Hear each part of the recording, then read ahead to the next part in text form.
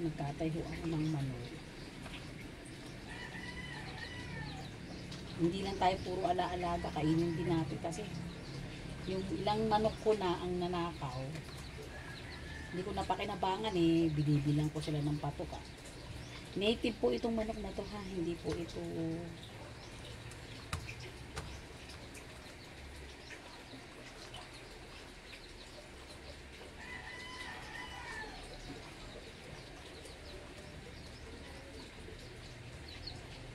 hindi siya yung 45 days native.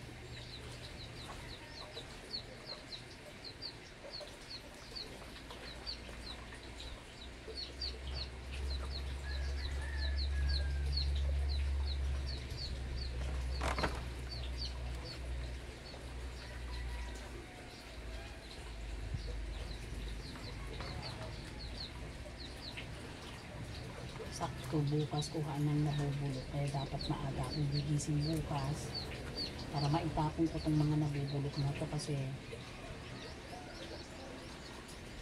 ang dami ko nang nabubulok na nakatambak kasi ano kami ng mga sanga ng malunggay.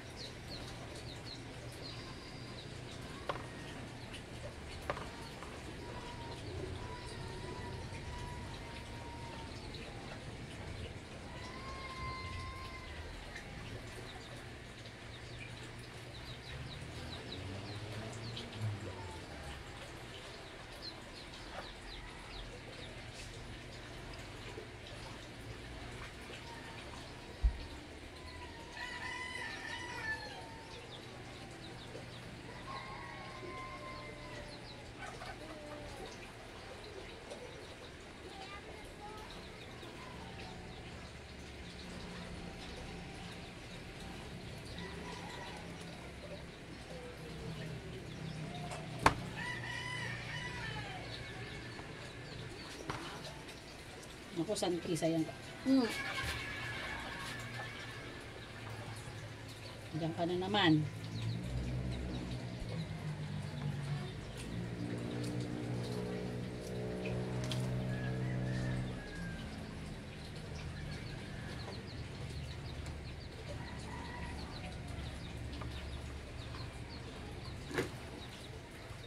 Mahulog ka dyan. Ayan ang sinasabi ko sa'yo. Pesto ka ng pesto, hindi mo chine-check. Jesus, ginoo ka.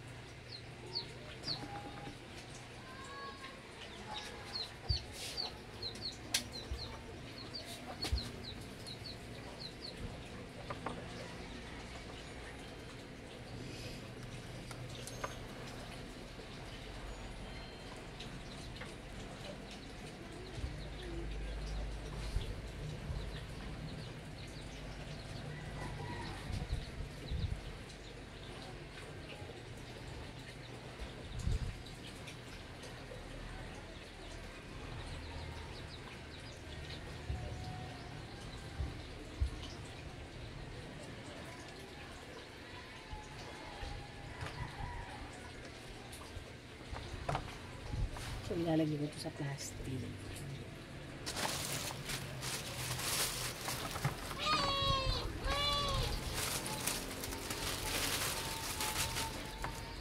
Bukas, kukunin yung magbabasura. Kasi every Tuesday, basura nang nabubulok.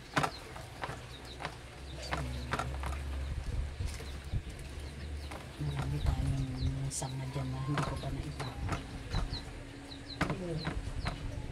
Hoy! Ano po? Wait lang. Sige, pili ka na tayo. Hugas lang akong kamay.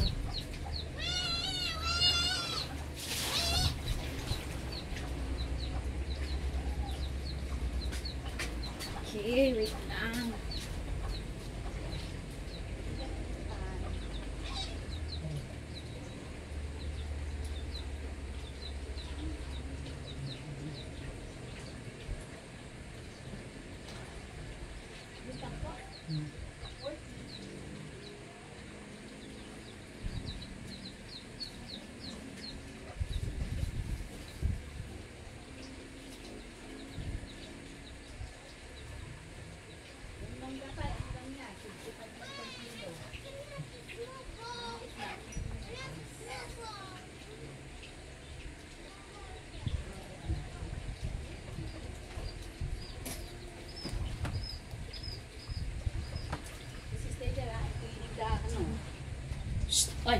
Ay, Sankis. Yan ka na naman, nangungulit ka na naman. Alas ka dyan. Tinanggal ko na to, ito idadalhin sa ano. Teka lang hugasan natin yung manok. Hugasan natin yung manok. Ngayon po. Hugasan ko lang siya, tapos ngayon kumuha ko ng asin. Tapos kasi natin siya sa asin. Tapos ano ko po siya sa mamaya sa apoy. Susunugin para masunog yung mga maliliit na balahibo. Yung mga balahibo pa yun, parang balahibong pusa, manipis.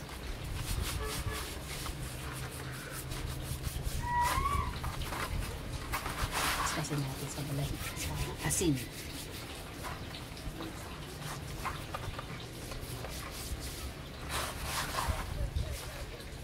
Yung mga balahibo pa yan. Kasi natin.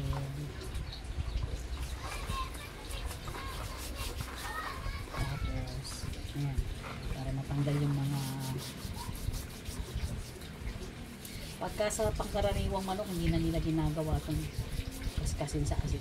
Pero pag native, pag nagtatay ako ng native, kinakaskas ko siya sa asin. Tapos, idadarang ko pa po ito sa apoy.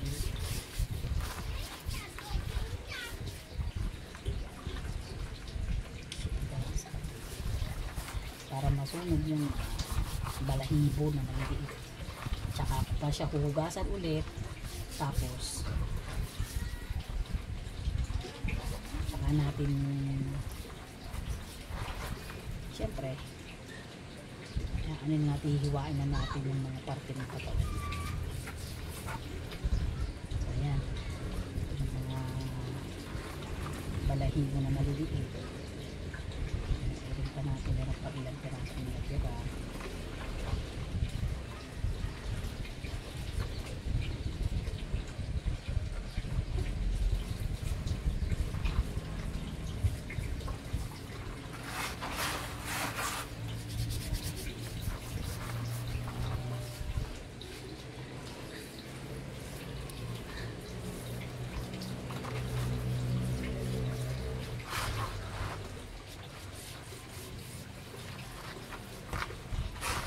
Dalawa lang po talaga yung manok ko kasi yan na lang po yung natira.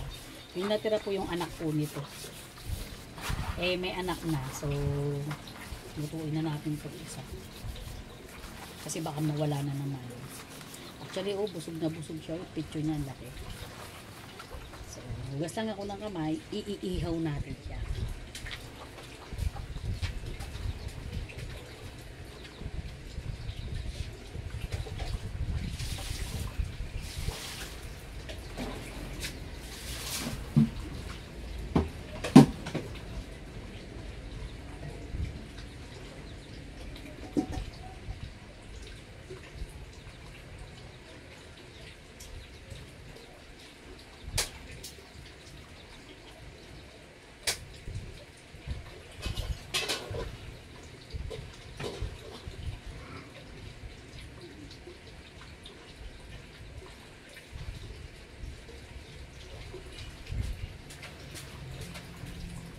So binuksan ko na yung kalan. Ayan, nakabantay na si ano dyan.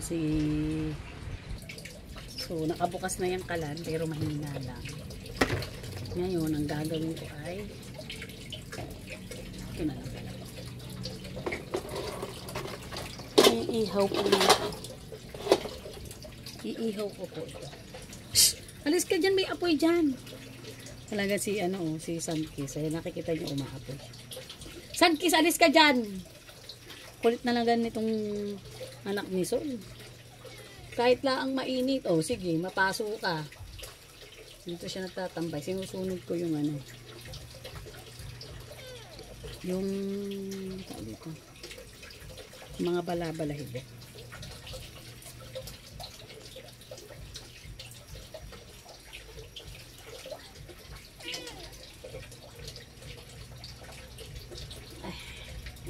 Hindi ko napansin dito may balahibo pa pala. So ayan, sunugin natin siya.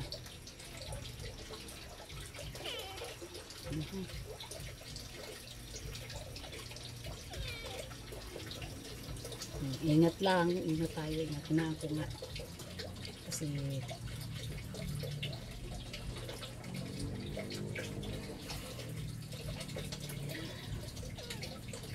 mainit. So ihaw-ihaw natin para matanggal yung mga bala-balahibo na maliliit na hindi na kayang tanggalin. So lakasan natin ng konti at para tayong matapos na. Naririnig ninyong running water. Ready ko ng running water para kapag uhugas ng manok.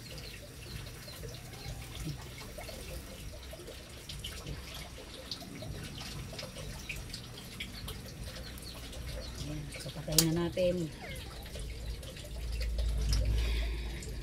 Hindi naman kailangan masunog yung balahibo lang. Ayan, nalinis ko na siya. Hugasan ko na pagkatapos ng iihaw. So ngayon, mataba siya, nakita nyo.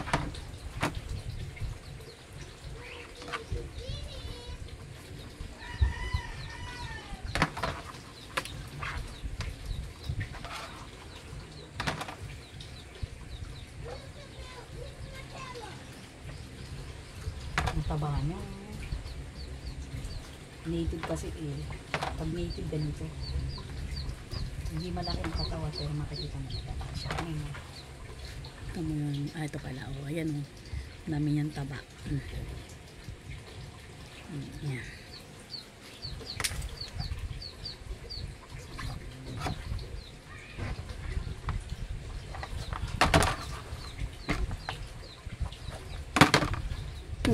Ang talagang alis ka dyan. Itong aking isang pusa ay makulit. Yung anak ni Sol. Pero si Sol hindi ganyan kakulit Talaga makulit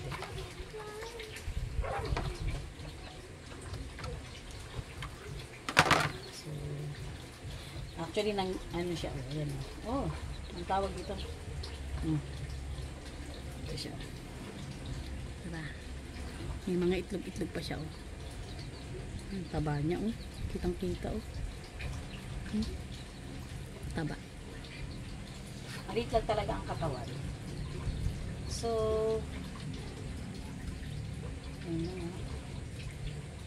yung kanyang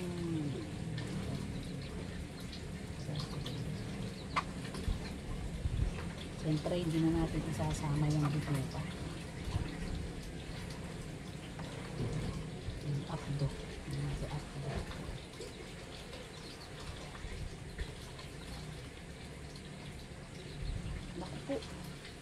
Napisa ako baga. Napisa ko yung apdo. Sorry na kagad. Napisa ko yung apdo. Wala. Basan ko lang, napisa ko yung apdo.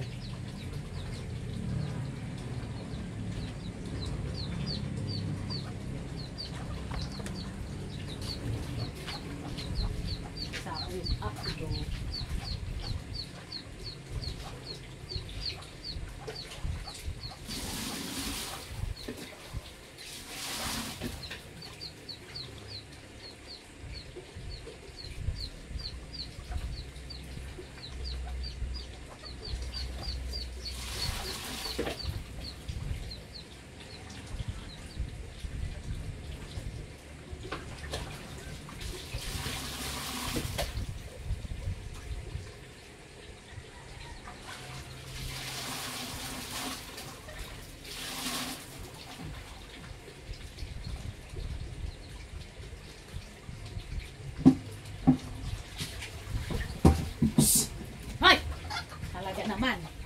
talaga naman, talaga kayong mag-ina. Hmm? O, diba? Ang babait nila. So,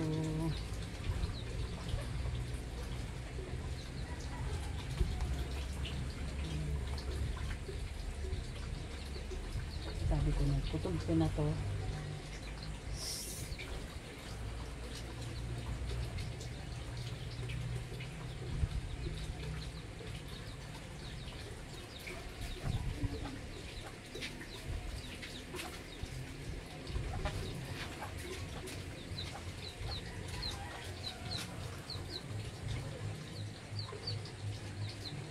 Wait lang, hugasan ko lang ulit. So, ayan, ang aking mahiwagang manok. Na.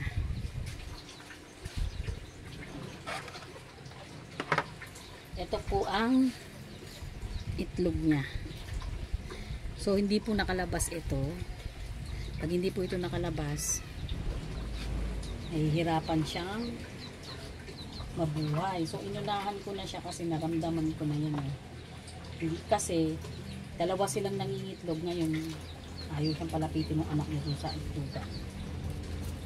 So, okay na din para at least meron kaming ulam.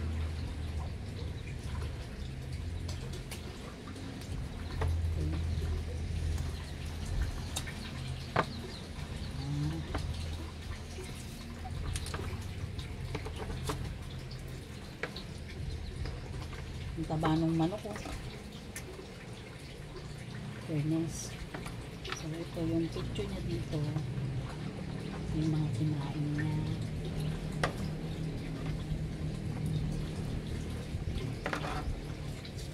Siyempre, kasama yan.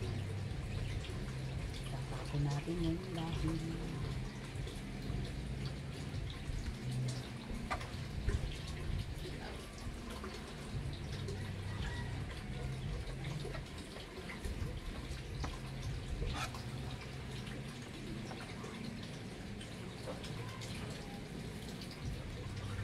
yan. Ito yung picture niya, busog na busog siya.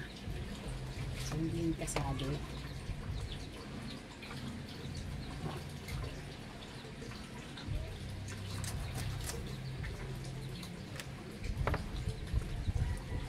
Ito nga pala yung puso niya.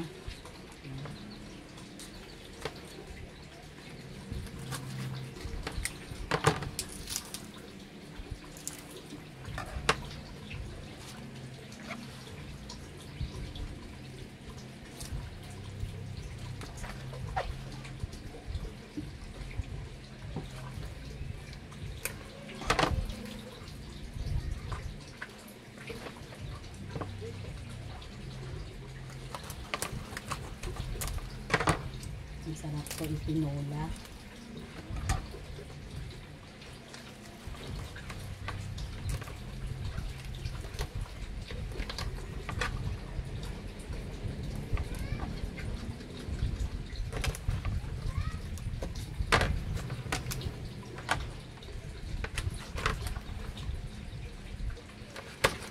Masarap ang tinolang native. Ito yung laman.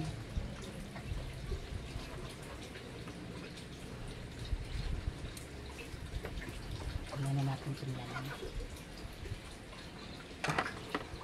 Marami pa siyang iitlog, oh. Kaso hindi na niya maiitlog yan.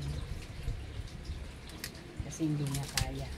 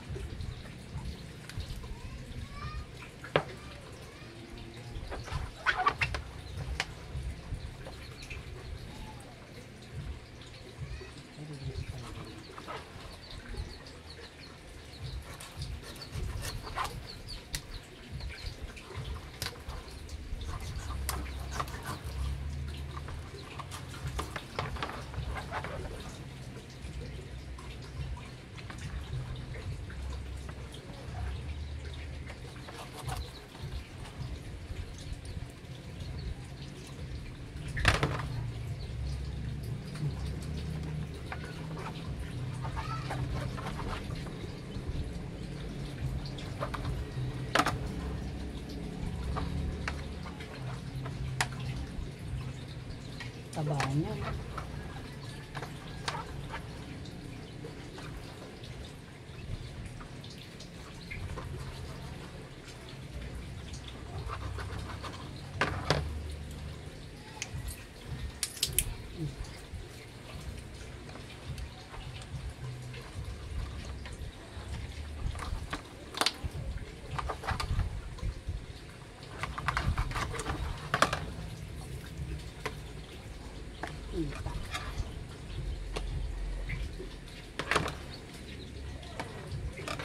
Kasi ito yung puwet.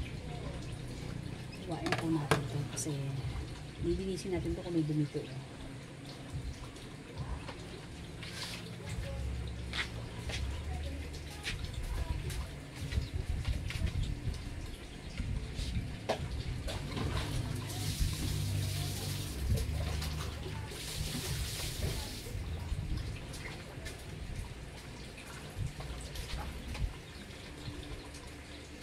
Okay, so nalinisan ko na siya.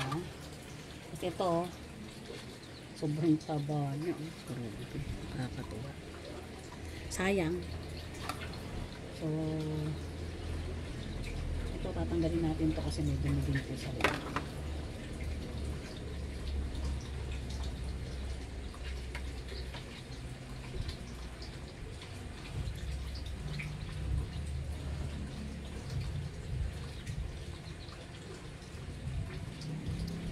Ayan, meron siyang, ito yung dumi nun. So, lilinisan ko siya. Wait lang.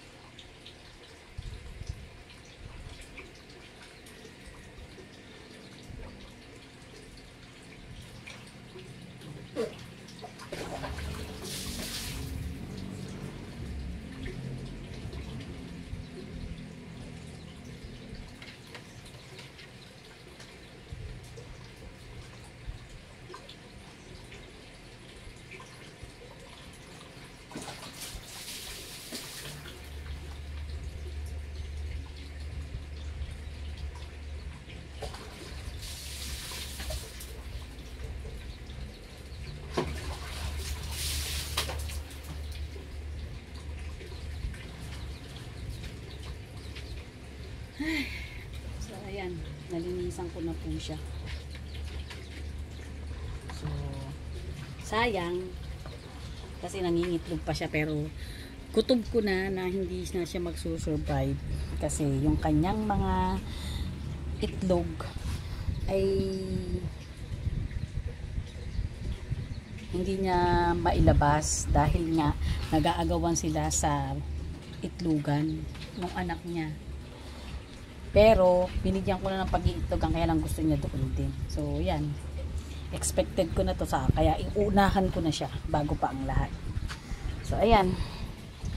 May pagkain na sila. Si Exotic